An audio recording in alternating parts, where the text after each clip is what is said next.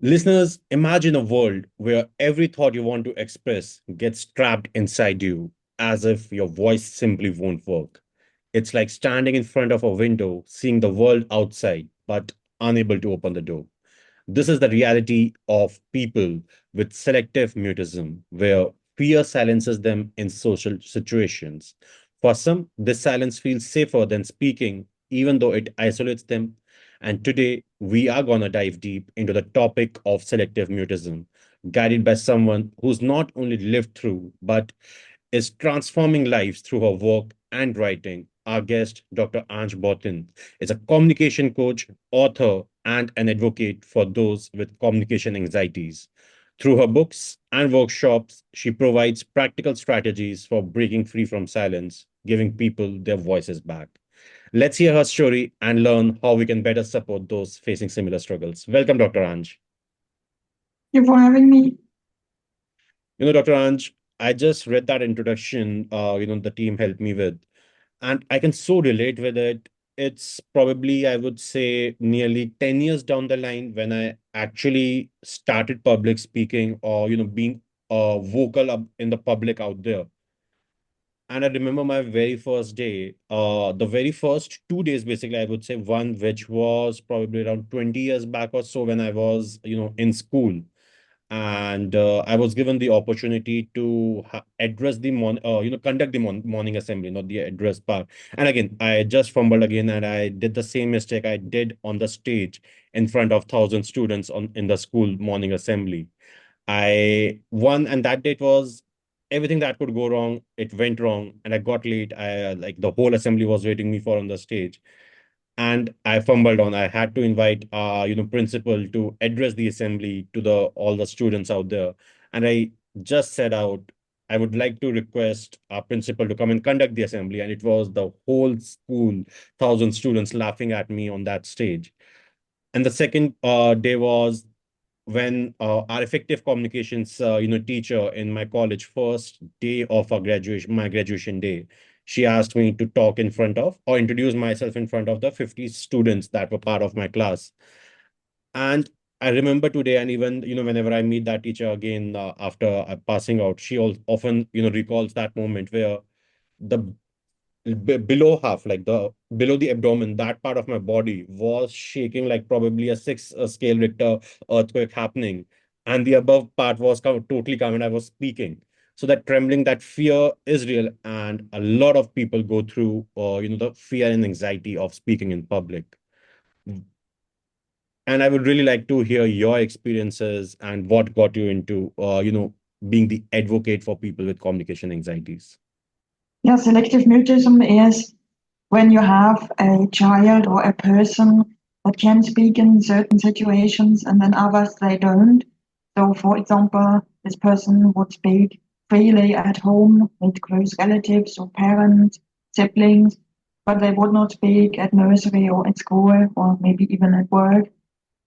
And I was a child that didn't talk at school.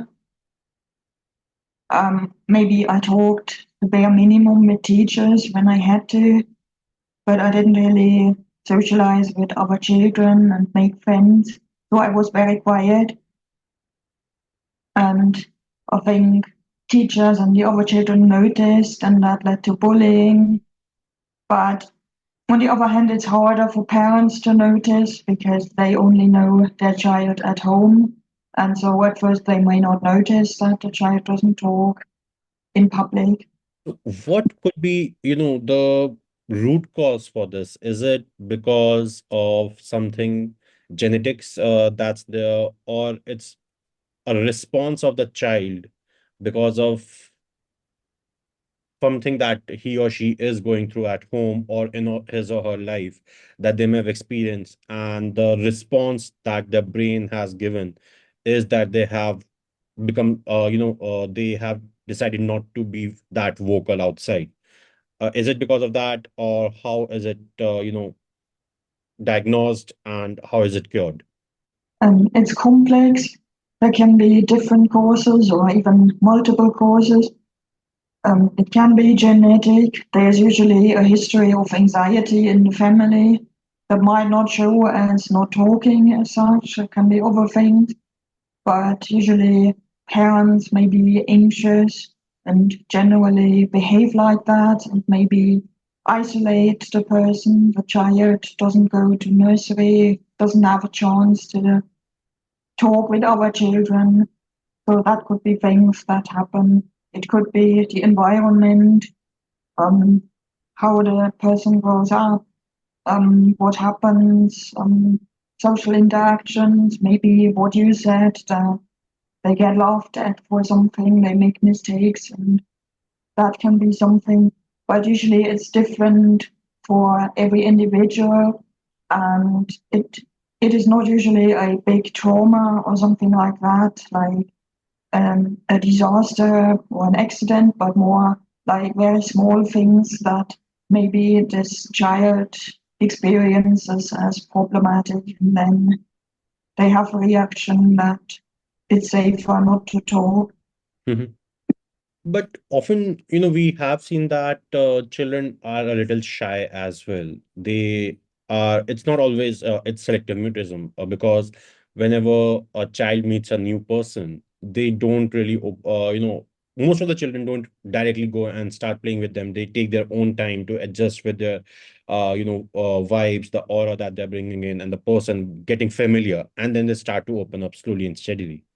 And often most of the like some of the children are shy in nature as well, that's their default nature. So how do we really differentiate between a child having selective autism or mutism, sorry for that, selective mutism, and or is a child is shy? And selective mutism is usually based on anxiety, so it's closely related to social anxiety, and many people experience that too. Hmm. And when you have a shy person, that's a personality trait, you could say, and it's not as severe that it affects all their life and their relationships, their work, their education, things like that. And you would think they can open up very quickly. Potentially, it's just something a young child may show with a new person, a stranger, as a first reaction, and that's not really like selective mutism, where you really have this difference. What I described, that could be like you could think you have two different people in front of you. In one situation, talking and being loud, and then the other situation, suddenly being quiet and not talking. And I Hmm. would say that's not really shyness if you have it like that. And it's also important to notice that the selective mutism happens only in certain situations, and these are usually the same. So, in that very situation that has the same parameters, you would not understand it if you don't know, but when you look closer, you can see this is the same situation, then this would happen. And I think with shyness, it's a bit different. The only instance where I have actually seen selective mutism, and that's where I realized I was able to make an analogy and understand that the humorous take the web series Big Bang Theory has on selected mutism, with Rajesh Kutrapali not being able to talk to girls out there. It has been shown in a humorous manner in that web series. But before I had a word with you, I was not aware about that. This is actually something, that a lot of children and individuals suffer from across the globe.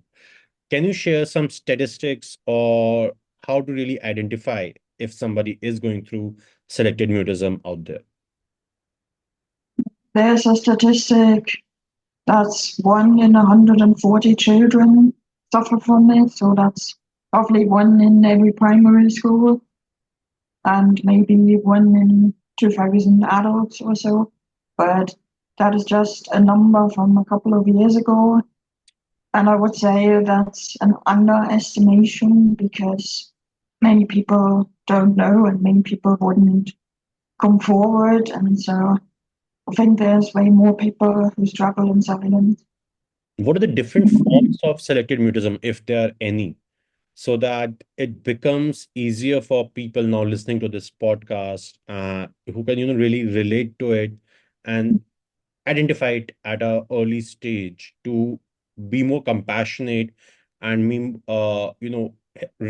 give the support that might be required. I'm going to be coming on to understanding what sort of support and measures are out there. But yes, how can we identify first and understand that these are the different forms of selected mutism? There are different triggers that are individually different. For example, how many people are there? Is it talking to one person or is it a group? Um, what activities people do can be a trigger, or other things. So it's really depending on the person. And people also come up with rules for this. For example, I can't talk when this person is too close or things like that. So they kind of scan the environment, but are very vigilant, and they will stop speaking when this person that Mhm, should mhm. not hear is comes too close. But there are two forms, you could say, that is high profile. Selective mutism is when a person just does not talk at all in a certain situation, as I described. So they stop talking. And there's also low profile selective mutism. That is more when the person is more afraid of the consequences of not talking, and so they manage to talk a little bit to the bare minimum. So maybe they give one word answers, or they say, I don't know a lot, or things like that. And that looks more like shyness, maybe, but there is also anxiety, and the person is unable to speak freely in that situation. And what are the measures, that are available out there for the support that can be extended to individuals, be it children or adults, going through selective mutism? What sort of support is available today out there? And yeah, I know a few therapists, speech and language therapists, and psychologists. But I think that the most important thing people can do is create a friendly environment around the person, and don't create any pressure to speak or any expectations. Just allow them to be, and create an atmosphere that encourages them to talk or to participate without talking at first, or whatever they can do just at their level, and then see um, how to help them. For example, with a young child, you could play and you could comment on what they're doing. So, for example, if they draw something, you could say, that is blue, and that is a nice house you've drawn. So you don't ask questions, you just comment and reassure them that there's no need to speak or anything. And then you can start asking closed questions where they can answer with one word. So, so you can make things more more difficult, so to say, in terms of how communication works. Or there's another technique that's called sliding in that you can use. So when a child speaks with a parent normally, you can have them together, and then you try to get another person in.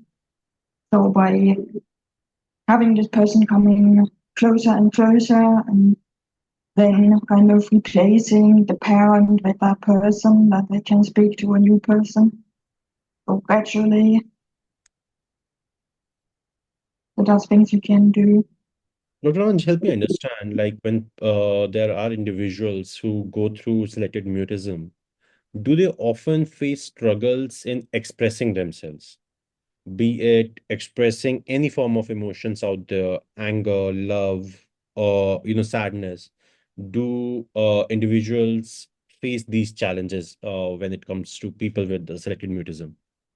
I think they have problems with expressing themselves in front of other people or in public.